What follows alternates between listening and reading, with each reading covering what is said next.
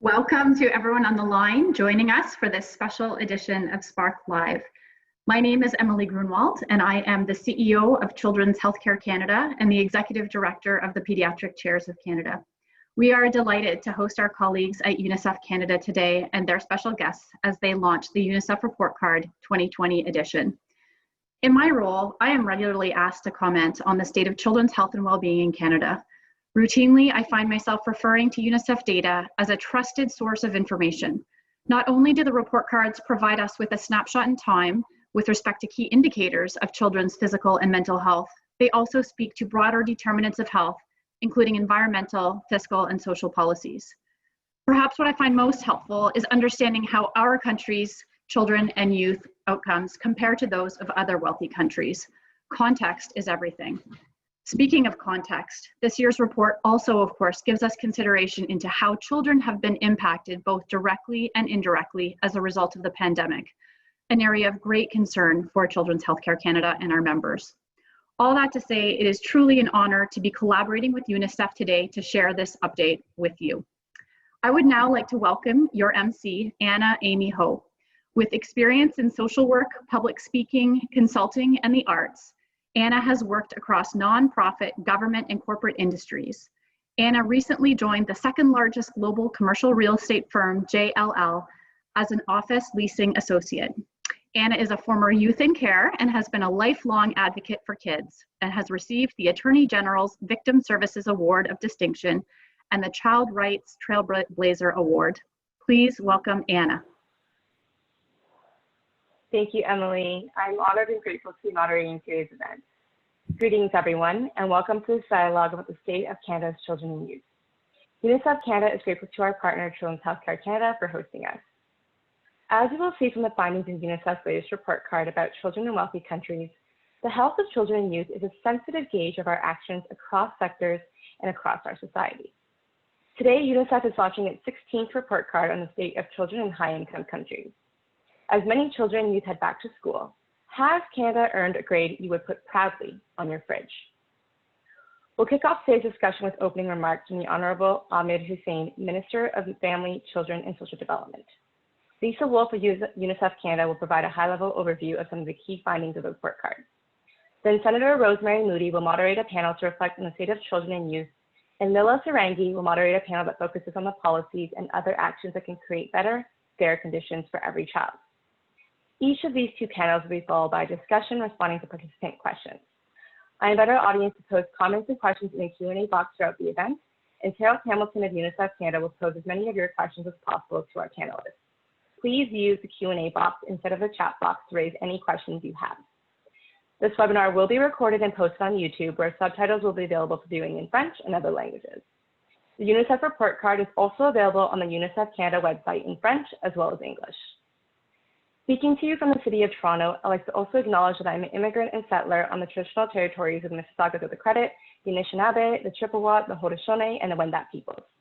I also acknowledge that Toronto is covered by Treaty 13, signed with the Mississaugas of the Credit, and the Williams Treaty, signed with multiple Mississaugas and Chippewa bands. As we stand on treaty or unceded lands and territories of First Nations, Inuit, and Métis people, let us recall on the intergenerational discrimination and trauma they continue to endure. Let us confront with open hearts and open minds the burden of racism experienced by many youth in our own backyard. Let's think about all of the children who are worlds apart from each other in this country due to ongoing inequities in their well-being, and worlds apart from their peers in other wealthy countries. Let's imagine how different our childhoods can be if we come closer together as a community across Canada around the actions that will support fairness and better the lives of young people. At this time, I'd like to invite David Morley, UNICEF Canada's President and CEO, to say a few words. Thanks very much, Amy, and thanks to everybody for joining us today, from our panelists to our guests. For the last 20 years, the UNICEF report cards have measured child and youth well-being in wealthy countries. And this report card, our 16th, tells us that just before the onset of the pandemic, Canada's children were worlds apart from each other due to wide inequalities, and they were worlds apart from the happiest, healthiest children in rich countries. In other words, Amy, you said, would you put this report card on our fridge doors? No, we would not be putting it there. And the COVID-19 pandemic has only heightened concerns about children's health, about their development, their education, safety, relationships, and happiness. Their futures depend on how we respond, recover, and reimagine their childhoods. As one of the wealthiest countries in this report card, one of the wealthiest countries in the world, Canada has the resources to do better for our young people. The pandemic revealed something else.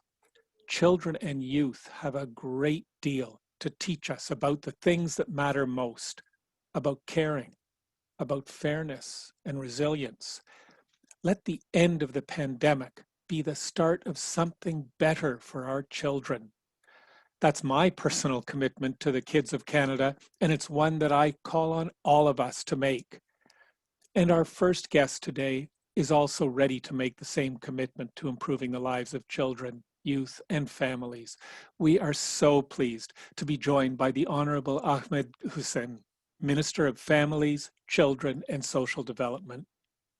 Minister Hussein is the Member of Parliament for York South Weston. He holds a law degree from the University of Ottawa and was a tireless community advocate for years before becoming the first Canadian of Somali descent elected to Parliament in 2015. Please join me in welcoming Minister Hussein.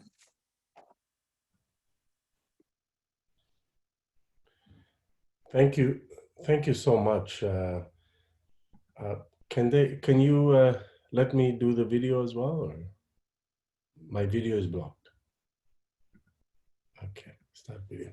Thank you so much. I'd like to begin by thanking all of you for all the hard work that you accomplish every single day for Canada's children and youth. It is truly an honor to join you today, and I'm really happy to note that we share the same goal of making sure that we improve continually the lives of children and youth in Canada.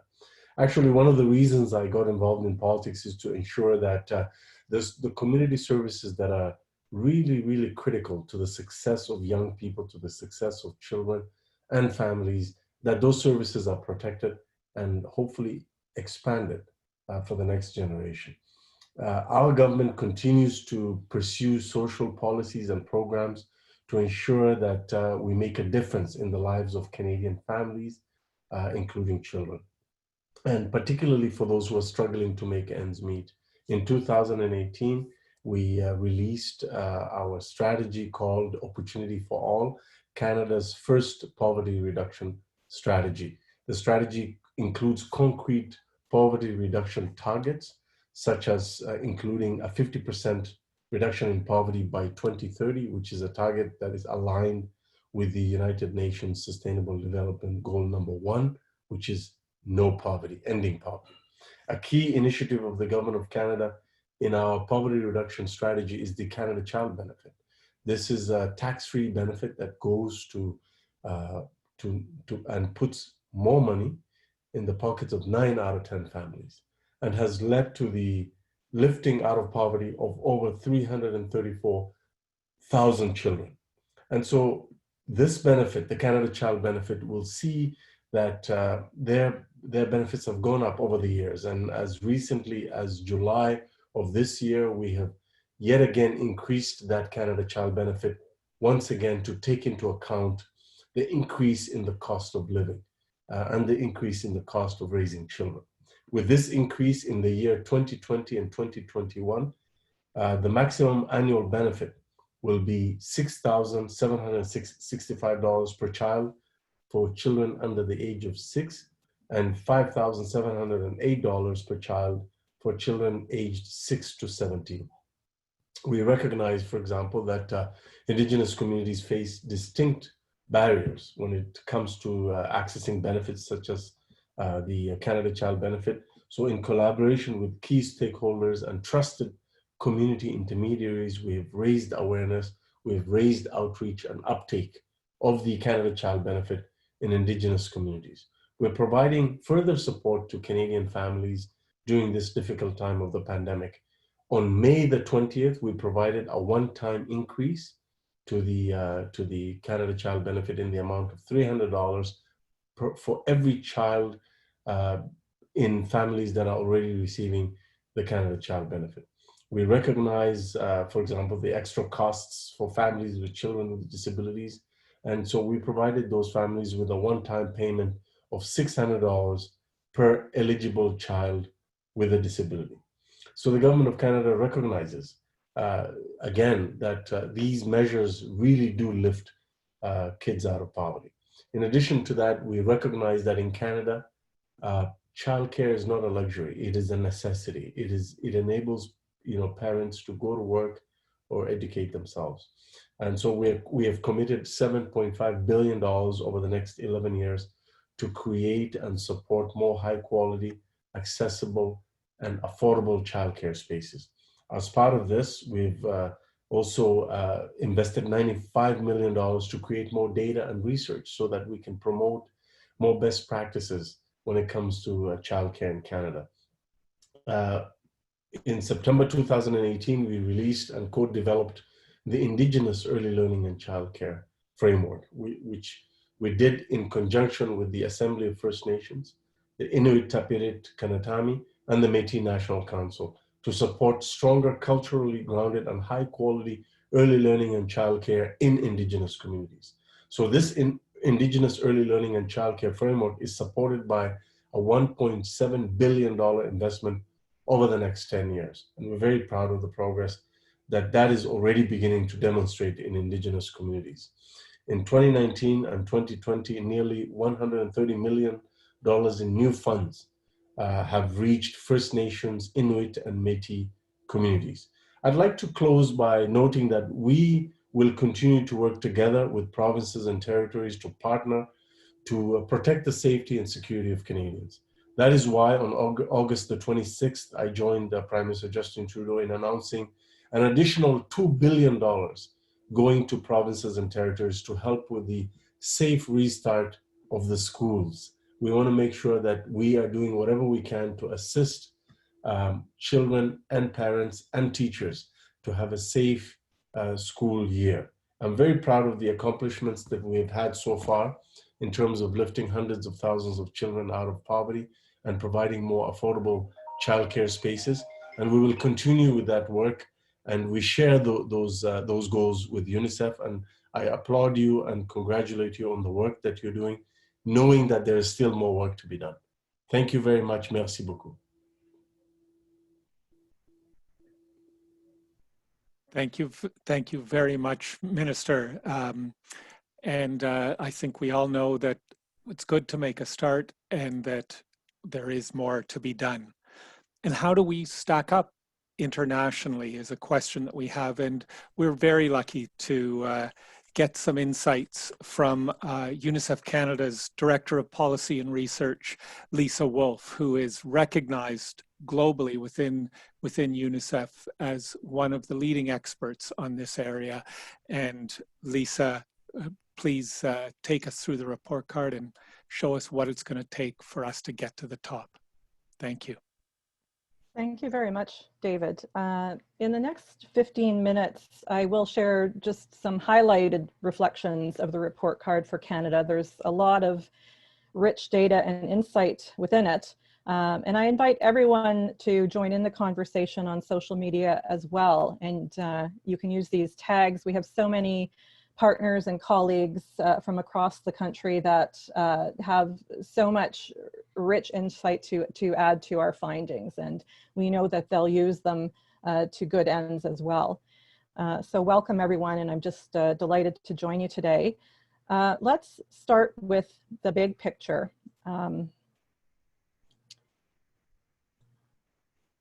I have a poll question for you. So I'm going to start by surfacing your insights before I share my own.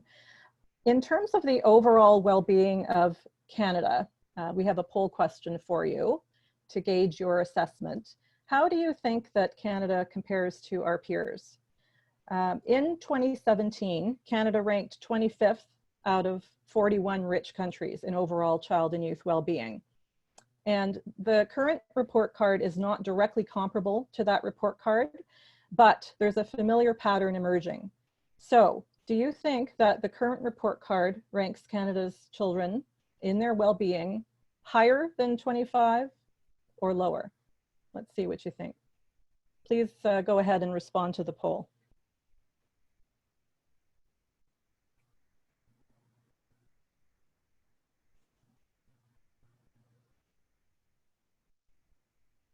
Okay, so we have some quick responses here and some very decisive participants online, obviously, and a majority indicating that they don't think that we currently rank higher than 25. So we either have very few optimists online or a lot of people that have seen the report card in the news this morning. Overall, Canada ranks 30th in child well-being out of 38 rich countries that we were able to compare in this report card. If all rich countries achieve the same good outcomes for children, we'd be clustered together at the top of this UNICEF league table. But there is a familiar pattern with the Nordic countries in the top third in all dimensions of child and youth well-being that we measure in the report card, and Canada is still worlds away, worlds apart from our peers. I'm sure this is surprising to some of you. It's disappointing, and it's maybe puzzling. But the report card also offers new insights about why this is and what would move the needle, because the rankings are not static. Some countries have moved up or down them.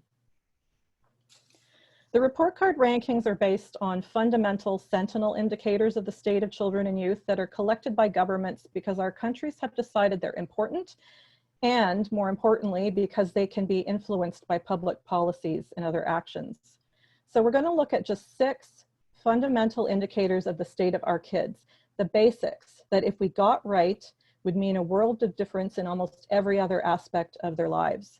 Mental health and happiness, physical health and survival, education and skills development. And we start with life satisfaction because it's an important measure of children's overall well-being from their perspectives. So it's no surprise that the rankings in life satisfaction mirror the overall rankings of child well-being. When we ask young people, how is your life? Almost 1 in 4 tell us that they have low life satisfaction. Even though Canada's wealth has been rising, children's mental health and happiness has been falling. Canada is one of 13 out of 35 rich countries that's experienced a decline in children's life satisfaction, dating back as far as 2002. And that predates the rise of screen time and social media that get a lot of blame for falling mental health. Canada has one of the highest rates of adolescent suicide, which has been edging upward. Many of the other indicators in the report card help explain this paradox of poorer mental health and happiness in a time of plenty. While the greatest differences in child well-being across rich countries today are in what we would call measures of thriving or flourishing, there continue to be very important variations in basic conditions, including child survival. In rich countries, child survival and health have become indicators of social exclusion as much as health system indicators. Canada's rate of child mortality between ages 5 and 19 trails the Nordic countries, which achieve close to half of Canada's rate. Canada sits around the middle of the rankings as much as it does in relation to overall child well-being. Canada has a high rate of childhood obesity at 32%, or 1 in 3 children. Again, we see a big gap between Canada and top performers like Japan, where the rate is less than half of Canada's. Children in countries with higher child poverty tend to have less food security and more likelihood of being overweight, which affects their mental and physical health. But the rate of obesity among children in high affluence families within Canada is also higher than most other rich countries. So it seems that the different food systems in our countries may play a role in different rates of childhood obesity, and differences in children's lifestyle choices don't have a very strong association with this rate. Canada stands nearer the top of the league tables for academic achievement. We rank 13th based on the number of young people that have reached a minimum level of proficiency in reading and math at age 15. And this is the only indicator in which Canada consistently ranks in the top third in the UNICEF report cards. On the other hand, 1 in 3 youth falls below this basic level of achievement. And educational equity gaps in rich countries have become stubborn and pretty persistent in the last few years. Another paradox in the report card is that while young people in Canada are more likely to get good grades at school, if you will, they're less likely to like school and feel supported there. Children's life satisfaction is really heavily influenced by their relationships, the quality of the relationships they have with those closest to them, their families, their teachers, their peers. And children with low life satisfaction are about 8 times more likely to report a family conflict, 5 times more likely to be bullied, and about twice as likely not to look forward to going to school. And while Canada's schools tend to offer high-performing learning environments, they're also among the most high-pressure, competitive school environments, according to young people. Around 1 in 4 Canadian young people says that they don't feel confident in their skills to make friends easily in the school context. And beyond these core indicators, we also measure Canada's rate of bullying, which is still very high at 1 in 5 young people experiencing frequent bullying. And this extends beyond the children being bullied. A high rate of bullying affects other people's life satisfaction as well. Other young people feel it. And children in Canada report relatively low family support on top of all of that, ranking 27th out of 30 countries. 1 in 4, or 26% of young people say they don't feel supported by their family. This compares to 6% in Norway and Netherlands and 14% in Finland. In none of these indicators I've just reviewed is Canada showing any recent signs of improvement. So in many aspects of children's lives, Canada is worlds apart from other rich countries. The report card, though, doesn't only present us with this problem, it shows us why. First, countries with wide equity gaps between their children tend to have lower overall well-being.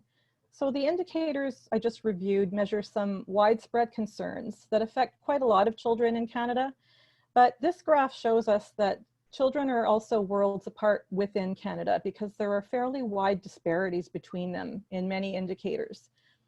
Sometimes the gaps are wide between genders.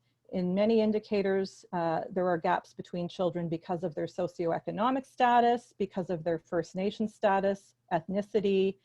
Now, those patterns are fairly common across rich countries, but the gaps are wider in some countries. And in our Canadian companion to the report card, we add data to measure some of these gaps, and we do have provincial territorial breakdowns of the core indicators that I shared as well that are available. So to achieve better child well-being outcomes in Canada, one of the things we have to do then is to close the gaps between our children. And this brings me to a key question that the report card raises. To what extent are all children benefiting from a country's economic, social, and environmental conditions? In addition to the league table on the status of children that I shared, we have a league table on the conditions for well-being. And these are really the foundations for well-being for all people. And in general, countries in the UNICEF report card that rank highly in child well-being also rank highly in these conditions for well-being, but there are exceptions. And you'll see here a bit of a gap or a schism. We have Canada ranking 15th in economic wealth. So we would reasonably expect that child well-being might be higher than a ranking of 30th. And in fact, Canada is one of a handful of countries that are clustered in the bottom right quadrant of your screen in this graph that have better conditions for growing up, yet lower child well-being. And this is not a club that we want to belong to. And the rest of the report card really offers some explanations for this fracture. One of them is Canada's level of income inequality. Canada is among the richest of rich countries, but there's actually a fairly loose relationship between levels of national wealth and levels of child well-being in the UNICEF League Table. And this is because after countries reach a certain level of economic wealth, how it is shared matters more. The overall level of income inequality seems to play a more important role than the level of national wealth in shaping children's outcomes. And Canada's moderate level of income inequality seems to come with a moderate level of child well-being. Why might this be? Well, income inequality fosters economic anxiety. It erodes societal cohesion and a willingness to spread fairness through public policies. Children's health is a really sensitive indicator of social exclusion. So countries with higher income inequality tend to have higher rates of child deaths and obesity. They tend to have more violence, including homicide and bullying, as well as those general indicators of more difficult and stressful relationships that we report. And the economic anxiety of falling backward in a more stratified society seems to create more stress in families and level greater pressure on children to succeed at school, which also increases the likelihood of lower income and racialized youth becoming disengaged from school and society because opportunities seem so far out of reach. So this might help explain why young people in countries with higher income inequality are more likely to report lower life satisfaction and higher rates of mental health problems. So the life satisfaction slide among children and youth over the past 20 years is really a canary in the coal mine of our changing economic and social conditions and of widening income inequality. But this isn't inevitable. Child well-being is profoundly influenced by how well public policies channel wealth to support childhood or mitigate the impacts of challenging economic, social, and environmental conditions. So on the one hand, income inequality is the failure of public policy to share economic wealth with many impacts on child and youth well-being. But Canada is also failing to mitigate the resulting uneven conditions for growing up through powerful equalizing children's policies, particularly in the early years when it can really bend the life trajectory.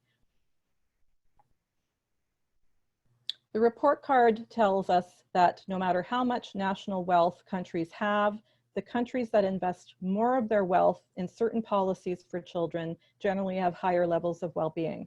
And our third league table compares public policies in rich countries. And you'll see here that many of Canada's public policies fall in the bottom or middle tier among rich countries in virtually every indicator. So it's not really surprising that child well-being is similarly situated. And it's fundamentally because all of these public policies are significantly less extensive or inclusive in comparison to other countries. In social protection policies, child-focused income benefits, like the Canada Child Benefit, have certainly advanced in recent years, but they still don't sufficiently reduce child poverty and alleviate the socioeconomic conditions that can contribute to low birth weight and obesity and some of the other outcomes we're seeing. Parental leave is another policy with incremental improvements, mainly in the duration of leave, but it excludes almost a third of mothers and therefore their infants due to eligibility criteria or the unaffordable rate of income replacement. And this affects children's birth outcomes, breastfeeding, family bonding, relationships. Low birth weight. Given social policy gaps, it's not surprising that low birth weight is somewhat more prevalent in Canada. And this could equally be a marker of social policy as much as a health policy indicator. In health policy, immunization is leaving too many children out. Many children are still excluded from early child care and education, particularly below the age of 5, when uneven early conditions can really be equalized. And at the other end of childhood, many young people are disengaged from school and employment in late adolescence, despite a rebound since the Great Recession. And comparative studies of these policies have found that really it's a trifecta of adequate income protection together with high levels of universal paid parental leave and public early child education and care that predict the very best outcomes for children. These are not boutique policies, they're not luxuries, they're the basics. And they're a common approach to child policy in countries like Norway and Finland. Although these policies have improved in Canada in recent years, it would seem that the advancement is too incremental, too unevenly distributed, or too recent to show up in markedly better child outcomes. Now, how will the COVID-19 pandemic change childhood? The report card provides a baseline of child well-being and the policy environment around them just before the start of the pandemic, and the pandemic has further exposed weaknesses in some of these policy areas, including early child care and parental leave. It's disrupted those that were functioning relatively better, like public education, and revealed the fractures in them created by systemic racism and social exclusion. And if decisive action isn't taken now, the COVID crisis is likely to fall hardest on the areas where Canada was already falling farthest behind, and hardest on the children who are already falling farther behind in Canada, pulling their worlds even further apart. So, protecting and reimagining children's policies is going to be vital to help this generation recover and reclaim their future. And we have the resources, even in these times, to do better. So let me ask you, where do you think Canada ranks in government spending on families with children among 36 other rich countries? Are we above average, in the middle average, or sorry, in the middle, or average, or below average? Where do you think Canada spends on children and youth?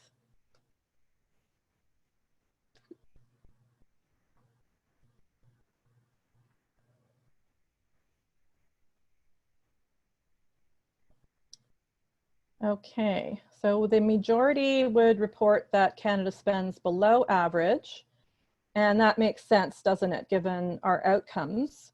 In fact, countries with the best outcomes, and really just in that top tier, the top third of the league table, because some countries spend more, countries in that top tier tend to spend at least 3% of their GDP on certain child-focused policies of the type that we've just reviewed, while Canada spends around 30% less. So how would you spend the difference? We could take a bolder approach to the basics, the fundamental policies that are proven to lift and sustain child well-being, and doing more of what we already have in place in these areas to reach every child will help children recover from the pandemic as well, and create the kind of curve that we want to see in improving child well-being. But if we're talking about being bold, what's happening today that in the European Union, rolling out across countries that are really bold policies is a youth guarantee. There is a plan in place to guarantee every young person from age 16 to 24 a place in education, training, or employment. And this is the cohort that was hard hit by the Great Recession and was only just recovering when the pandemic struck. And they deserve the guarantee of a better future. So that's bold. We could listen to children and youth. This wouldn't cost much at all. Creating space with a National Children's Commissioner, with an advocate in every province and territory, lowering the voting age. Similarly, being accountable to children doesn't cost much. Child rights impact assessment of major policies, including budget decisions, a performance budget to show what we're spending on children and track it. The one thing we should not do is to believe that the status quo is normal or somehow justifiable. So thanks very much for the time that you shared to allow me to surface some of these insights. And I'm delighted to turn it over to our panelists and Anna now to contribute their findings. Thanks. Thank you, Lisa, for educating our audience on the report card findings. I know you're only able to scratch the surface given the time that we have. And I think it's appalling for a country like Canada with increasing wealth and yet has such a low ranking in life satisfaction and the highest rates of teen suicide and income inequality. At this time, I'd like to introduce our first panel to contribute their insights and deepen our discussion. I invite the moderator and panelists to unmute your mics and turn on your webcams as I introduce you. Senator Rosemary Moody is an independent senator from Ontario, a neonatologist and a pediatrician who has been a strong advocate for women and girls and for equality in healthcare. In June, Senator Moody introduced Bill S-217, an act to create a federal commissioner for children and youth in the last parliament. Senator Moody is joined by Rhiannon Kazarian, who is 18 years old, a UNICEF Canada youth advisor, and a student whose volunteer work and research led her to co-found Rant and Relate, an organization that raises awareness of mental health related issues. Dr. Kathy Georgiadis is an associate professor at McMaster University and the Offer Center for Child Studies, and is also the Dan Offer Chair in Child Studies. Kathy's research seeks to establish methods for monitoring child and youth mental health and access to care at both the population and service levels.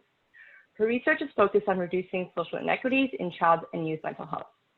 Dr. Michael Ungar is a family therapist and professor of social work at Dalhousie University, where he holds the Canada Research Chair in Child, Family, and Community Resilience. Dr. Ungar has published over 200 peer-reviewed articles and book chapters on resilience and is the author of 16 books for parents, educators, mental health professionals, and employers. Senator Rosemary Moody will now lead a discussion to reflect on the state of children and youth in Canada. Over to you, Senator. Thank you, Anna, and welcome to the panelists today that join me on this very interesting discussion. The UNICEF Report Card shows us that children's lives are very sensitive to changing social, economic, and environmental conditions. Kathy, I'm going to ask you the first question. What do we do as a nation to improve mental well-being outcomes for all children and youth? Your thoughts? Thank you, Senator Moody, for that question. And I'd just like to comment very quickly and commend UNICEF Canada for the report they put out and the incredible work that they put into it. It will really serve as an impetus in terms of informing our way forward. Unfortunately, UNICEF Canada's report does present a very grim picture on children's mental well-being in our country.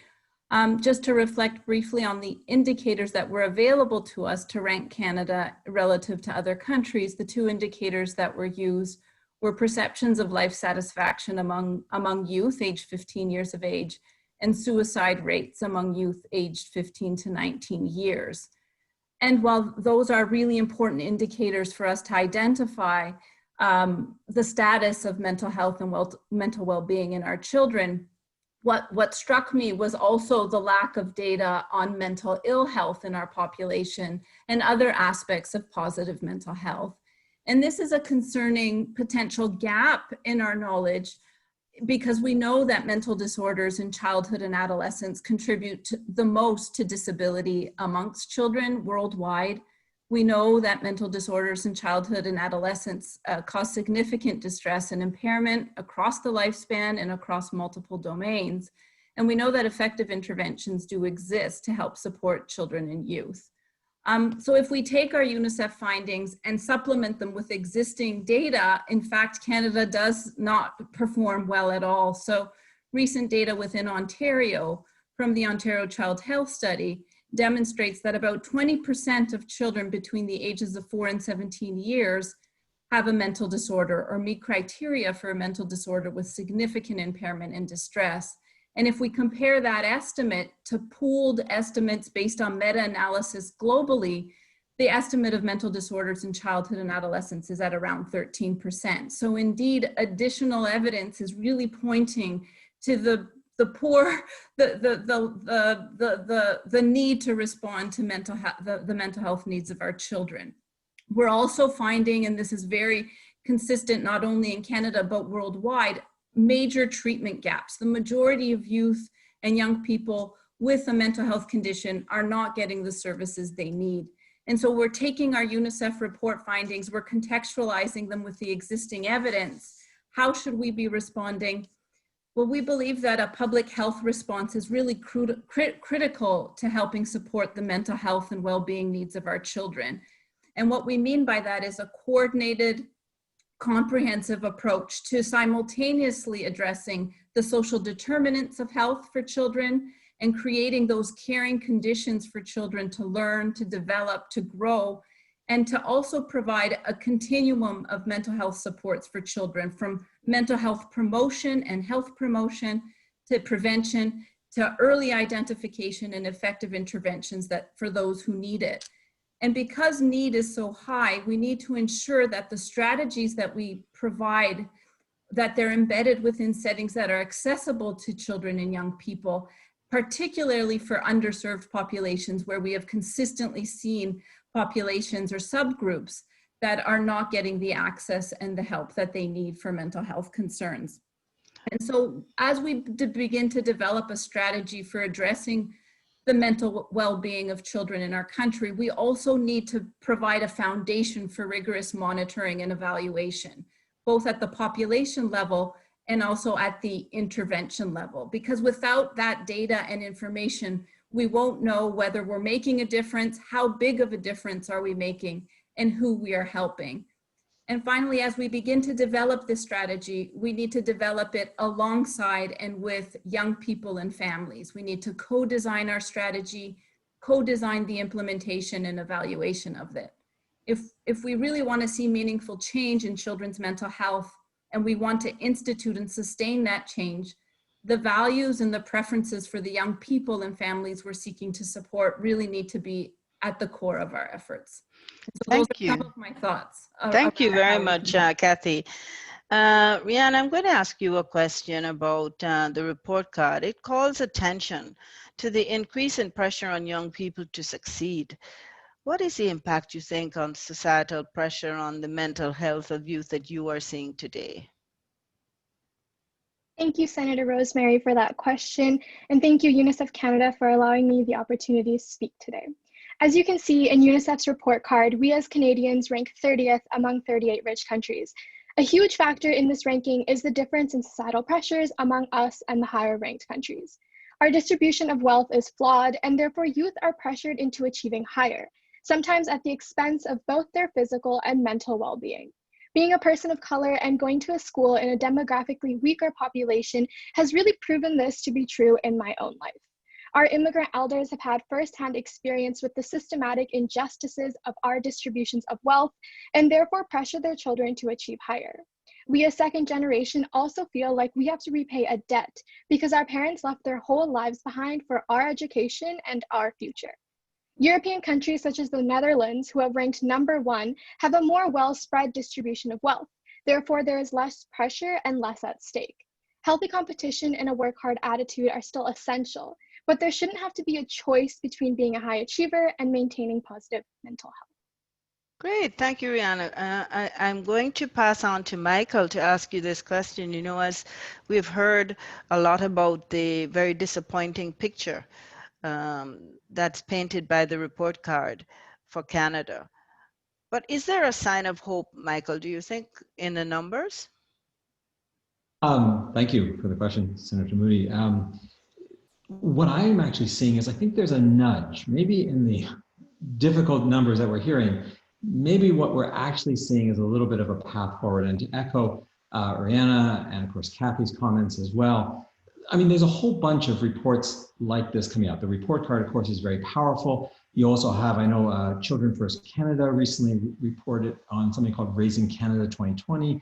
I mean, what we're seeing clearly from everyone is saying that we have the resources to do better, but that we're leaving a lot of young people behind. Now, if I might, I think the nudge, the push has to be to maybe begin to think about maybe, I know this could be a little controversial, but from a resilience point of view, what my area is, maybe we need to rethink our push for universal programming. Because what the report is actually saying is that it's the inequality. There's a group of young people that are being left behind. And maybe what we need is a little bit more of a targeted focus specifically on their needs with that sort of sense of tailoring ideas to the community. And if I might just give a very simple example of this. I was really impressed when I was in Saskatoon visiting St. Mary's Wellness Center. And what they did was a local children's hospital paired up with a community school in one of the suburbs where there's a high concentration of Indigenous children, immigrant children, and sort of a lot of just children who are not that privileged. And they put a pediatrics clinic right built into the school so that parents can actually access the services that they need from the pediatric staff at the hospital without all the hassle of getting on buses and taking their kids and everything else. And as much as the numbers in the report are amazing, I'm also conscious that we often set policy by an N of 1. If we can show some really good examples of tailoring these programs to local communities, then a report like what we just got here from UNICEF is going to be the justification to say, okay, let's replicate, let's invest in these small initiatives, but find ways of doing them so that they fit for each community that actually needs them. Okay, that's an interesting idea. I'm going to ask Kathy to comment, if you would, on how we might expect COVID the COVID pandemic to continue to impact the health and well-being outcomes of our children, youth and families, and how we can respond effectively to their evolving needs moving forward? That's a very timely question, and there, undoubtedly this pandemic has caused disruptions in every aspect of children's and families' lives: education, employment, social opportunities for socialization, and access to needed health, social, and education services. And there is emerging evidence, albeit based on sort of probability samples or convenience samples, both in Canada and globally, that are suggesting that, evidence of a rise in depression and anxiety, in levels of distress and levels of loneliness among children and young people, particularly adolescents and early young adults and females. And so we are seeing evidence of adverse impacts in our populations. And we also know that during this time period, children and families have really had difficulties accessing needed care, whether that be through education, through social services, and through health. And so that too will have an impact on the outcomes that we are likely to see. It's also important to contextualize this pandemic against the context in which it is evolving. And we are seeing globally and within our country rises in mental health concerns in our children and young people, and mental health services that are very much overburdened and under-resourced.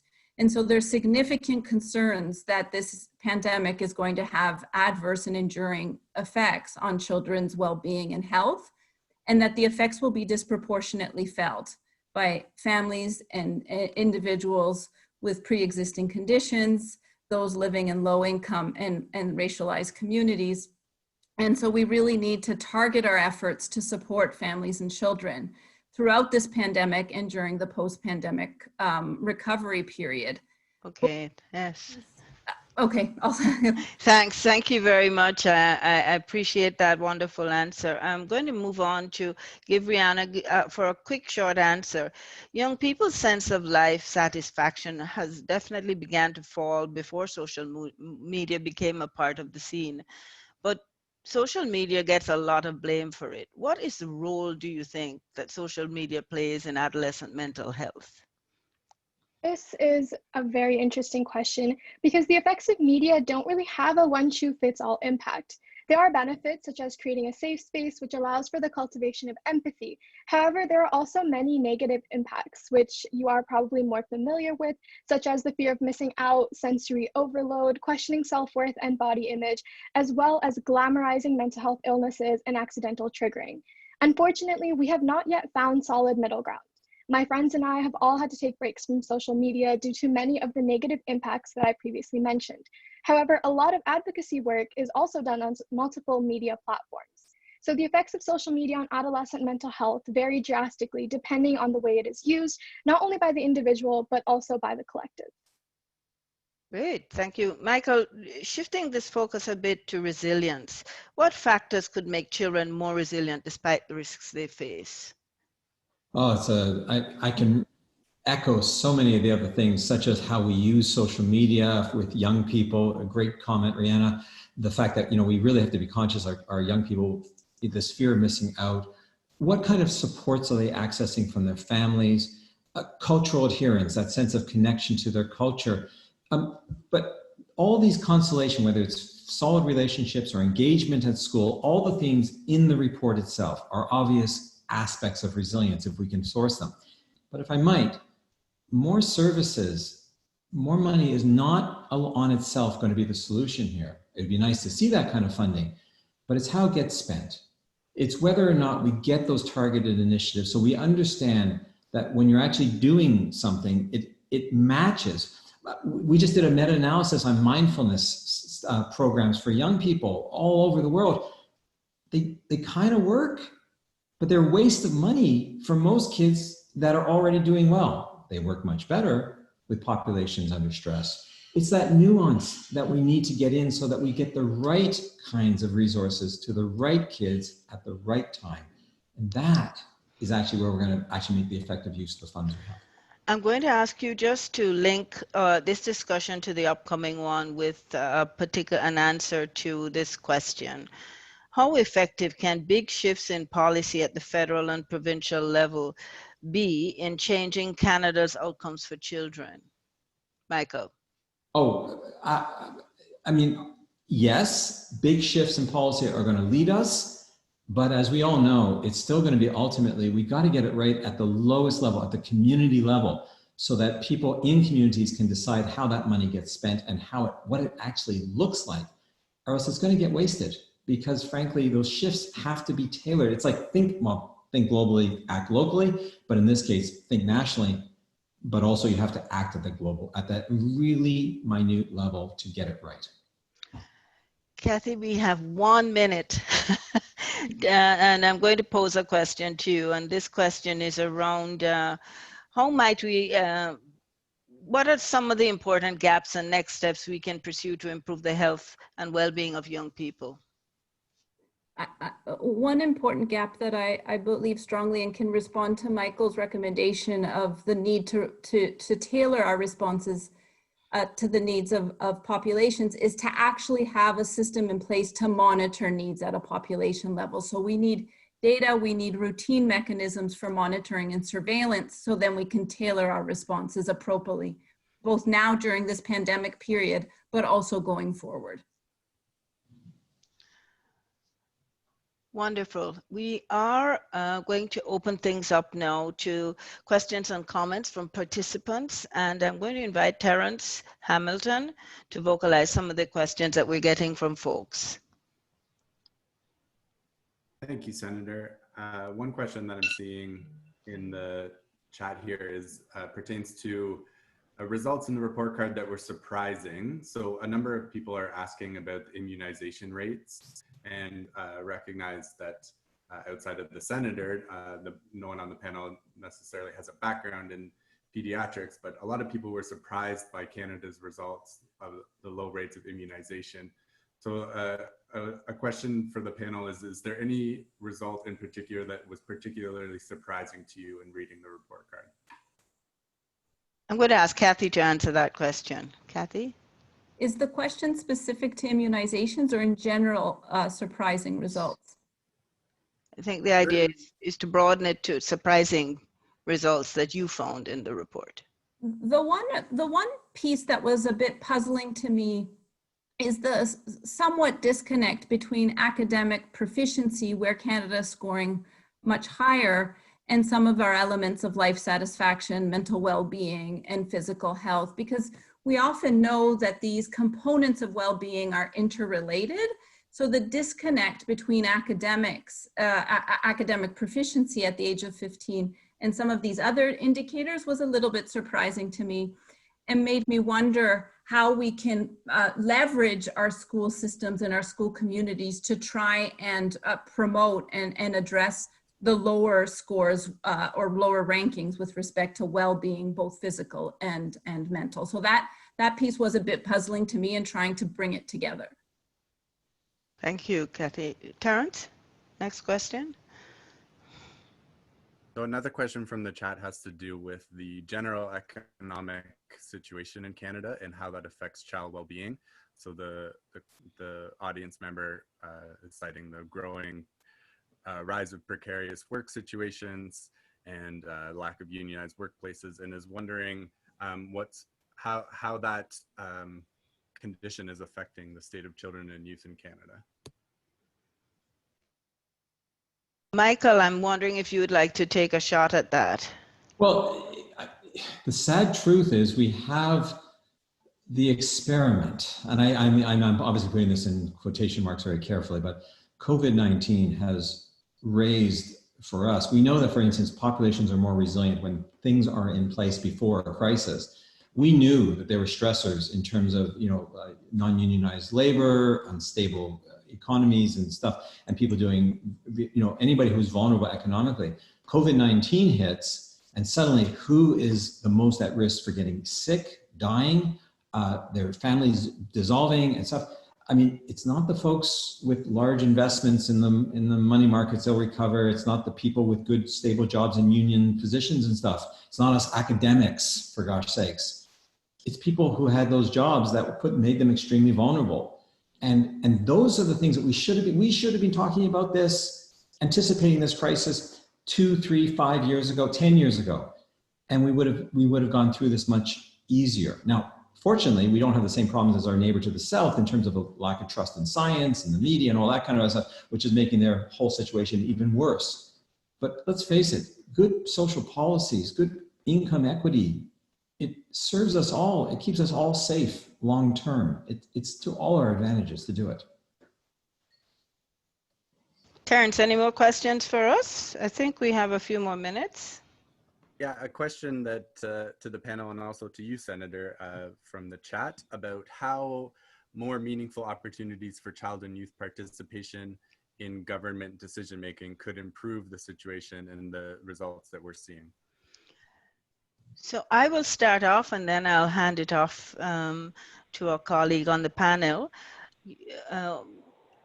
What we're hearing from the report card and what we've come to realize is that young people and children have a voice, and they have concerns, and they have answers, and they have thoughts about where things need to go, especially where it concerns them and their well-being. And we have not done a good job of listening. And I think that one of the things that we are talking increasingly about and would push for is ensuring that young people's voice is amplified, and that in fact there is active engagement of young people in political processes such as voting. We'd like to see the voting age fall. And we definitely want to put in place, and this is something that I'm proposing legislatively, is to put in place an independent process officer of Parliament and attached to resources that would make sure that systemically there are mechanisms. Rihanna, what do you think about that? I would actually like to look at this question through the lens of mental health in particular. And I think youth is such a broad category, encompasses multitudes of diverse individuals. And in particular, allowing us to have the opportunity to speak out about these things, I think can have tremendous positive effects on our mental health. Not all youth have the ability to express their mental health in a positive and productive manner.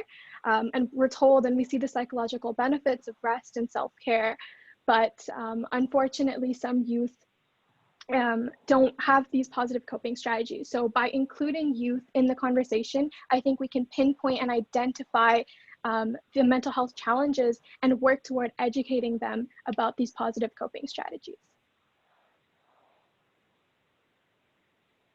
Terrence, do we have time? Do we have another question? We have time probably for one more. Yeah, there is a question specifically for Kathy about how we can make sure to connect research and policy in a way that targets children at risk or already suffering from mental illness. How do we know what is needed?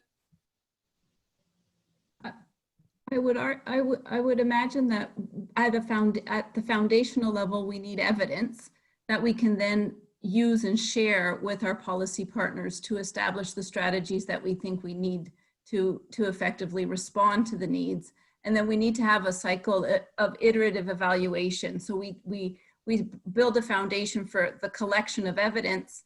We use that evidence to evaluate the effectiveness of our policies. We see where it's working, with whom it's working, for whom it's not working, and we adapt accordingly. And so it's a partnership, it's a collaborative, it's a co-design.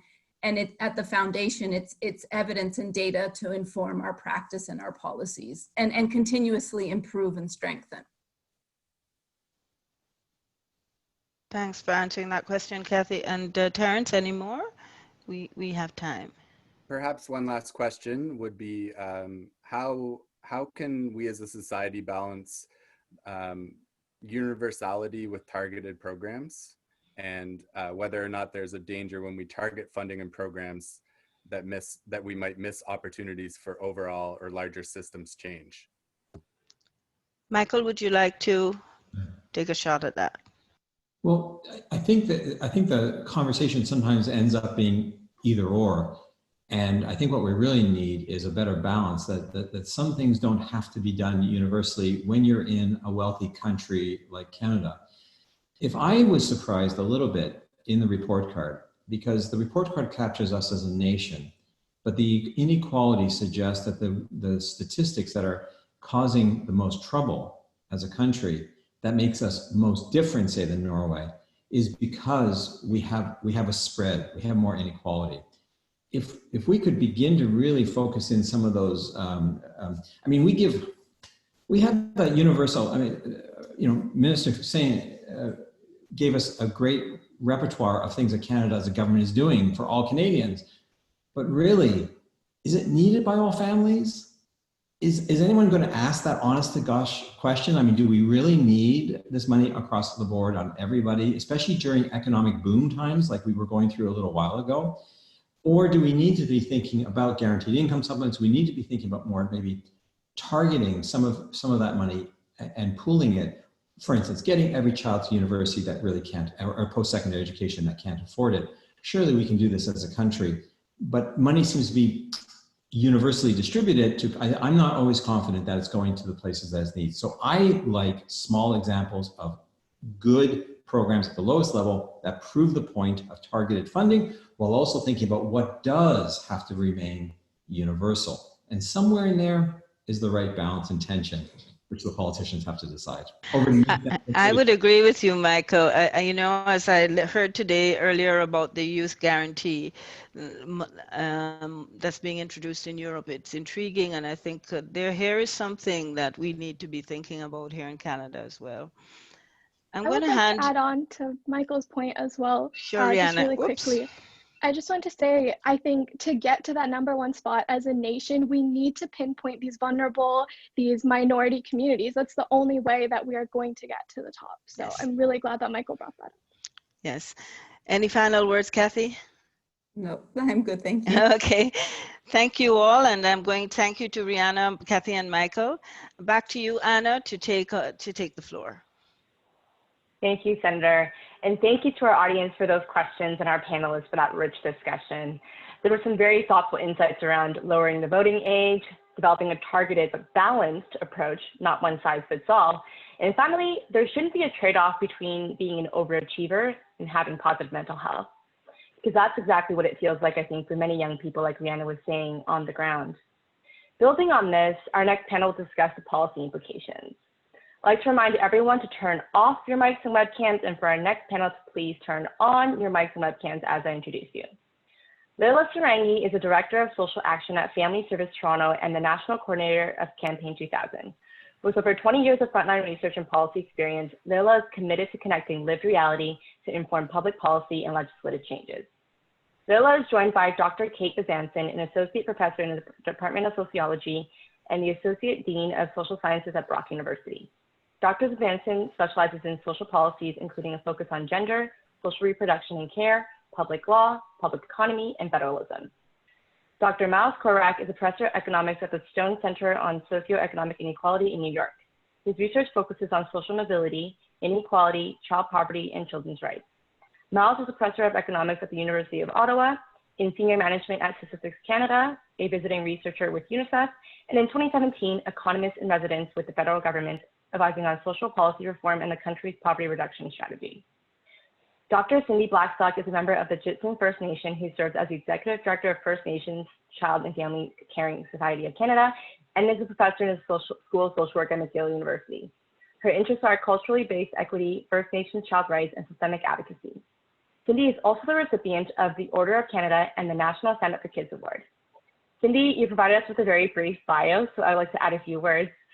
I had the pleasure of crossing paths with Cindy on many occasions and was a part of the National Stand Up for Kids Award Selection Committee, and there was absolutely no debate. It was a unanimous decision to select Cindy as our winner. She is a passionate and inspiring advocate for children and youth and the definition of what moral courage looks and feels like. We are so grateful to have you with us today. Before we open it to the panel, please take a moment to respond to our next poll question. What policy action will do the most to improve child and youth well-being in Canada? increase government spending on children, reduce income inequality, make child-focused policies more inclusive, or improve government accountability for children.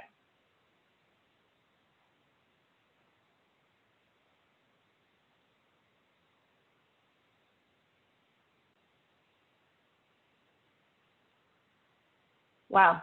So we see here that majority of people, almost 60%, voted to reduce income inequality. Now moving on, Leila Sarangi will now moderate this panel to reflect on what it will take to close gaps and achieve better progress for children. Over to you, Leila.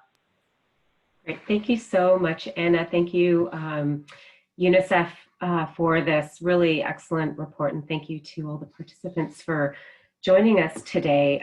As we've been hearing, the UNICEF Report Card reveals new insights as to why Canada trails behind many of our peer countries.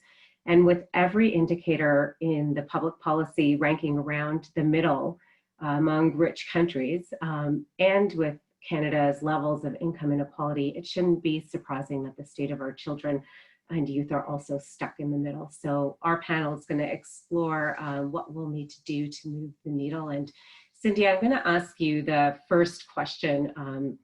Can you talk to us a bit about how the public service inequalities that First Nations children experience differ from other children in this country?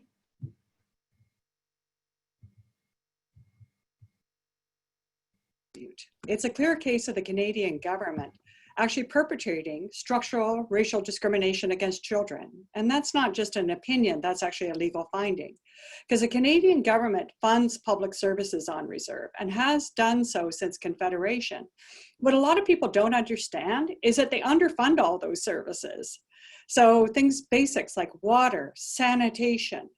Only 35% of First Nations have broadband access. Imagine trying to go to school in the middle of regular circumstances, let alone in the middle of COVID. Underfunding of child welfare, of mental health services, of addiction services.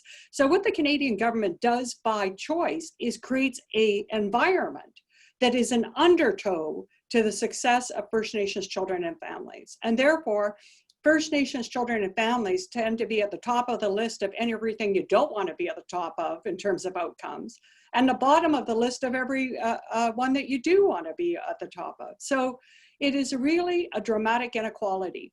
And in 2016, the Canadian government was found to be racially discriminating in its unequal provision of children's services. And they accepted the ruling, but they didn't comply. So the litigation continues. They're coming closer to compliance, but it's important to know that Canada continues to just use this approach of let's deal with one program at a time, one drop at a time. And using that type of approach has never resulted in equity for First Nations kids. And I don't think it's fair that a First Nations kid somewhere in the country has to dream that one day maybe they'll get a clean glass of water. That's the reality of the Canadian government situation. So if we were to rate First Nations children, I think they would far, far below this. And I don't want to discount the serious situations that Inuit and Métis children face in this country as well. Thank you so much for that, Cindy. And I know that the report really points to income inequality. And I think your point around how it connects to racial inequality and also the other intersections, gender, ability, our citizenship status, et cetera, is really important and part of the picture here. And so, Kate, I'm going to ask you, keeping in mind this kind of intersectional approach and analysis, as we talk about the provision of quality, accessible early learning and childcare, Canada's ranked comparatively low consistently. Can you talk to us about how childcare has emerged as one of the most important, how and why it's emerged as one of the most important public policy issues in pandemic and recovery? Absolutely. And first, I'd like to say thank you to all of you for attending today. And thanks for the opportunity to be part of this, this esteemed panel. I also wanted to note that I bring greetings today from Ottawa, where I find myself, which is the unceded traditional territory of the Algonquin Anishinaabe Nation. So I think it will come probably as no great surprise, as the report's findings indicate, and as we've heard in the introduction, that the paucity of spending on public services for children, such as early childhood education and care in Canada, kind of produces and sustains Canada's market-based approach to childcare. And as the report notes, Canada spends about 0.23% of GDP on early childhood education and care, compared to nations like Sweden, Denmark, Norway, and Finland that spend about 2%. And crucially, they invest in a publicly managed and supported childcare system. Now, there have, of course, been some important improvements and variations subnationally, including Quebec's childcare system and BC's $10 a day pilot. But on balance, Canada really is a policy laggard in this area. I think that one of the things that most of us are aware of is when the COVID-19 crisis hit, women were the first called or pushed out of the labor market for caregiving or employment reasons, making this Canada's first care and service sector-led recession, what some are calling a pink collar recession, or my colleague Armine Yalnitsian is calling a she-cession. And without a vision and a plan for immediate support, as well as sustainable long-term childcare system building, women will be the first out and the last back. And such an outcome will yield massive consequences at the household and macroeconomic levels, including stunted economic growth, decreased taxation revenues for governments, and of course, increased poverty for women and children. And we should recall that when the pandemic hit in March 2020, Canada had regulated center-based spaces for only about 29% of kids aged 0 to 5. So we did not have a robust architecture to begin with.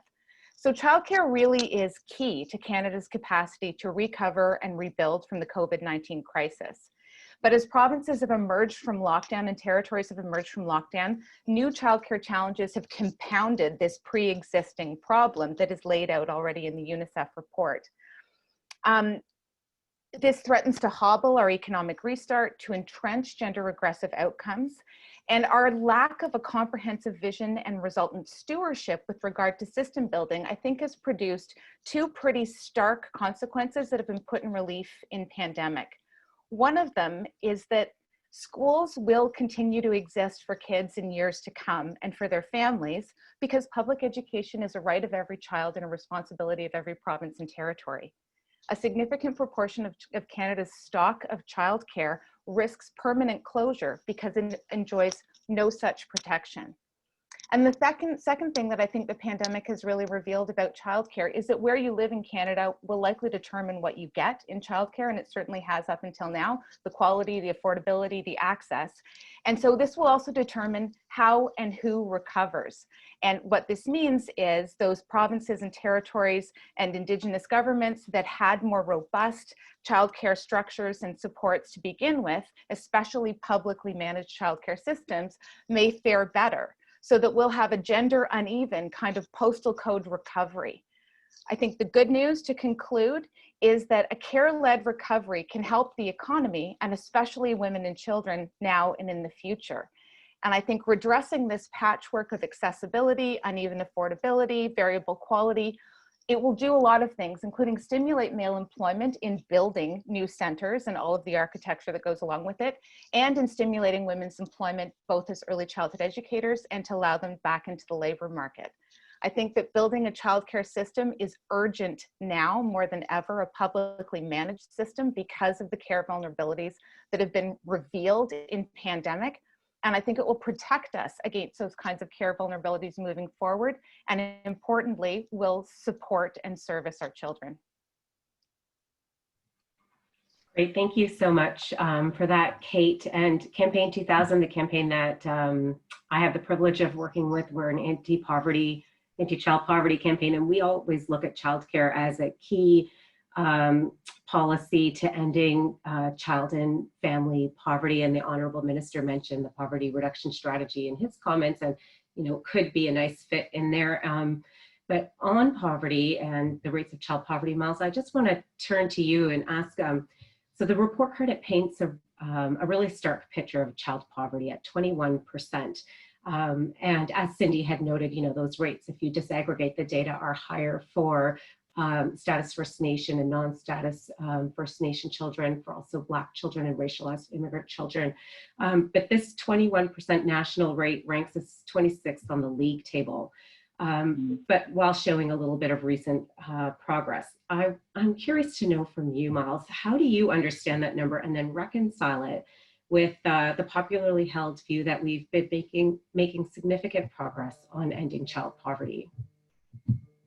Well, thanks so much, Leila. I can appreciate all your work with Campaign 2000 and why that might be such a striking number for you as it is for me. I should say, in the past, I've worn two hats, actually. I was involved in supporting the minister at the time in writing Canada's poverty reduction strategy.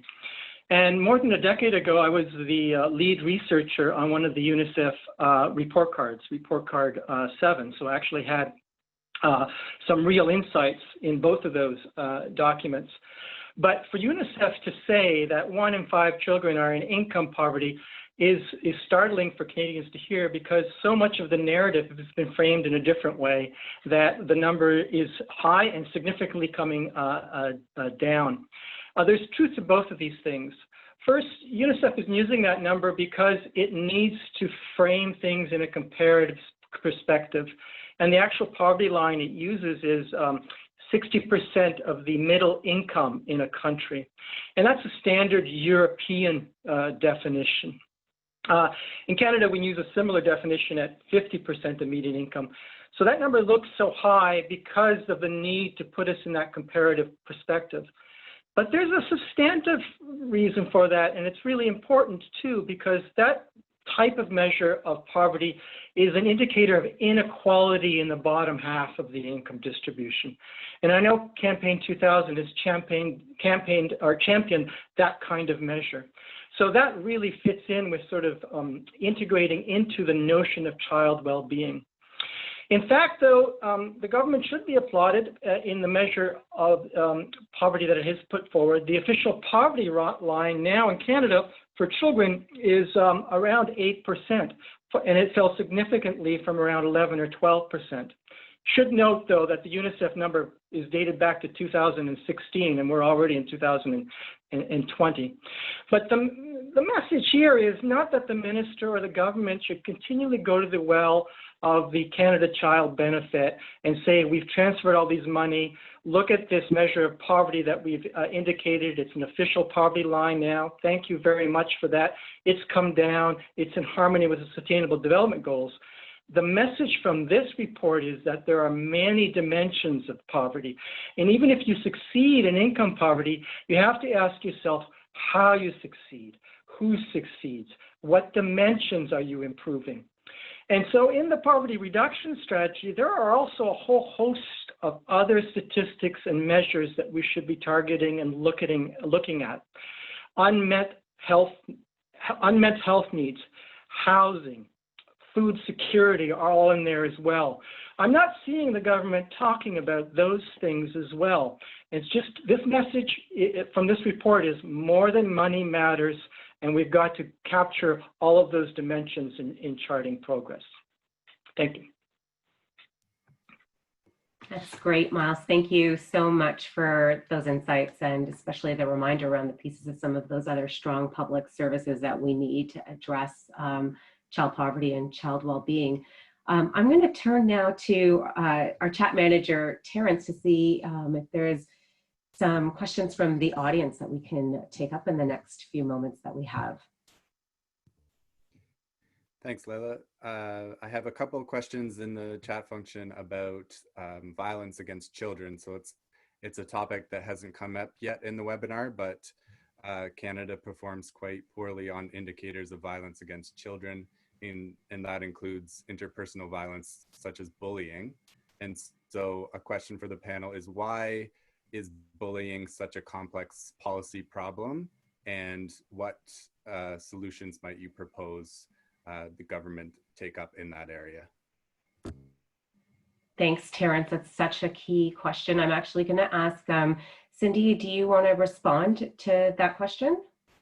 I would say that bullying is really a symptom of often some of the structural issues that arise in society, the systemic racism that goes unaddressed in Canada, the structural inequalities and income inequality. And part of the answer to that is addressing those inequalities at the base. And that's also true of things like mental health. Mental health is a symptom of often those structural inequalities and other forms of discrimination that leave people in a situation where they're less able to live the lives they wish to have. And I think that's part of the challenge, is sometimes we look at bullying as really we need to react there, and we do need to intervene for children and youth who are experiencing that, because it does have profound implications. But when you peel it back, you see increasing rates of family violence from those homes where children come from who are more apt to bully. And within that, you see them, they're from lower income homes where there's higher levels of stress. There may be racial discrimination that family faces. So it's a multi-layered effect. And what I would really encourage is we have to get to the source of the issues that put kids at such disadvantage. Canada is literally spraying money everywhere in COVID. I didn't even know we had all this money. Maybe others did. I didn't know we had it. But all these years, they're pleading poverty, saying we can't address child poverty, we can't address structural discrimination. Well, yes, they can. And we need to demand better, because children's equality and children's well-being is something we need to, as a society, achieve in a leap and not in a shuffle. Thanks so much for that, Cindy. And I think this report card gives us some really good material to go and advocate with. Terrence, is there another question? I think we have time for one more question from the audience. Yeah, one that picks up a little bit on Dr. Blackstock's comments about the government spending during the COVID-19 pandemic. A question about the impact on the pandemic on some of these indicators moving forward, since much of the data in this report was from before the pandemic started, and possible policy proposals to soften or ameliorate the impact of the pandemic on Canada's children and youth. That's a great question. I'll go to Kate, and then Miles, maybe if you both want to make a couple of comments on that. Sure. I mean, it certainly is a broad question. I think that one of the things that has been remarkable about this period of time, as Dr. Blackstock has alluded to, is we have managed to marshal our collective resources to move income redistribution out the door in a way that I don't think we've ever seen. So it gives us a sense that we are actually capable of doing this. And it also gives us a sense that we're capable of a different policy imaginary and capable of looking to the landscape of where we want to be post-pandemic, that the kind of insecurities, the kind of inequalities that have been put in such stark relief during this pandemic have given us, I hope, a wake-up call that has brought us together in a kind of collective hope for the future in redressing those kinds of vulnerabilities that put us in these positions to begin with. So I think, without going too far into the weeds, I think we've had some policy successes around getting the CERB out the door, around some of the changes that I think are forthcoming to EI. My concern, of course, has been at the forefront, and I feel like I've spent the entire pandemic talking about a gender regressive recovery and the imperative of building out a childcare system. But I think the other side of that that's very important for us to be thinking about is the kind of architecture of leaves to care that we have in place and what we need to improve that, especially for small children, and especially building the relationship between parental leaves and childcare so that when your leave ends, you have somewhere that is safe and high quality for your child to go. Great, thank you. Miles, did you want to have build on what Kate and Cindy had said in response to the question? I thought that was really well put. The pandemic is going to exacerbate inequalities that we've been long aware of. Part of the reason is because of insecurity in the labor market. Many people who thought they were on temporary layoffs are going to be realizing that their layoffs are permanent, and that's going to have major consequences for families, stretching them and their income resources even further. Even the very fabric of families and mental well-being is going to be all the more important for parents and children. And so there's an important space here for public policy, and right now we're engaged in a debate about austerity versus moving forward. And I'm afraid that many of the advocates of the so-called growth view still haven't learned the lesson of the last 20 decades. It's sort of embodied in this report too. It's growth for whom? And we have to build the institutional structures right now so that growth, when it does come, and it will come, will be inclusive and lift all families into a more secure position in the labor market. Fantastic. Thank you so much, Miles. I think that's a really great place to end the panel. Thank you, Cindy. Thank you, Kate. Thank you, Miles. I'm going to turn it back over to Anna. Perfect. Thank you, Leila. And thank you for that thought-provoking and inspiring conversation. We talked about accessible childcare, multiple dimensions of poverty, and how mental health and bullying is really a symptom of structural inequalities that are not being addressed. It is so clear to me that the better outcomes for children and youth are well within Canada's reach, but it's a matter of priorities, not the means. It's about acting on the resources, research, and best practices that we know are available to a wealthy nation like Canada. For all our moderators and panelists, please turn on your mics and webcams and share any quick and final thoughts that you have to help us bring the diverging worlds of children closer together.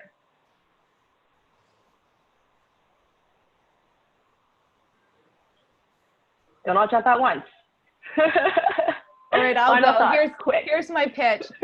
This December marks the 50th anniversary of the Royal Commission on the Status of Women, whose chief recommendation was a national childcare system. So I think this is as good a moment as any to act on that promise and fulfill it. I'll just build on Kate, because there is another anniversary that's coming up on November 24th, which is the 31st anniversary of the all-party federal resolution to end child poverty by the year 2000 that had unanimous support, and it's now 2020. We are a generation late, and I think we can use this report to hold the government's feet to the fire to make sure that we're not missing another generation. There's another anniversary next year. Canada will have ratified the Convention on the Rights of the Child for 30 years. A lot of the measures we've been talking about are actually children's rights and government obligations, not just things that are nice to do if we can afford them. So equity is a right, childcare is a right, national commissioners or advocates for children are rights. I'd like to follow on that, if I could, just briefly. Rights also, we have responsibility amongst the duty holders. It's almost about 100 years since women first got the vote. And if you really want children to be heard, to be listened to, there's a need for children to get the vote. Canada will be having its 154th birthday next year. And in all those years, First Nations children have never been treated equally.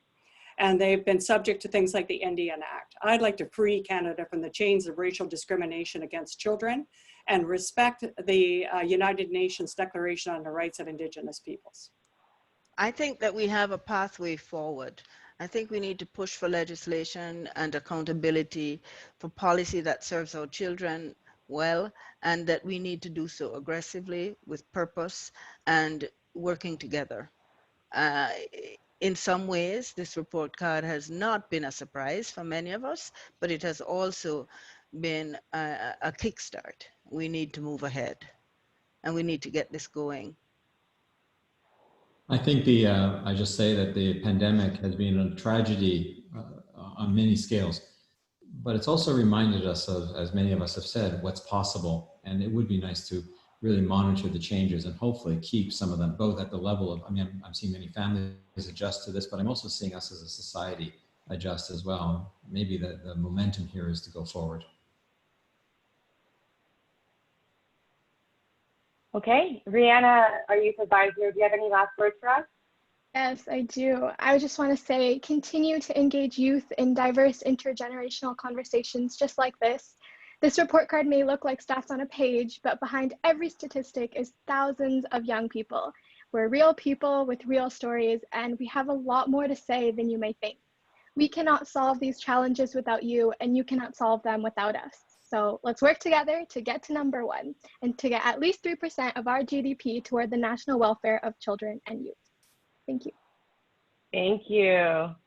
So I'd like to close out UNICEF Report Card 16 launch event by sharing a few words from David Morley. I'm hopeful that Canada will help children do more than simply recover from the pandemic, that we will build a society where children can truly flourish.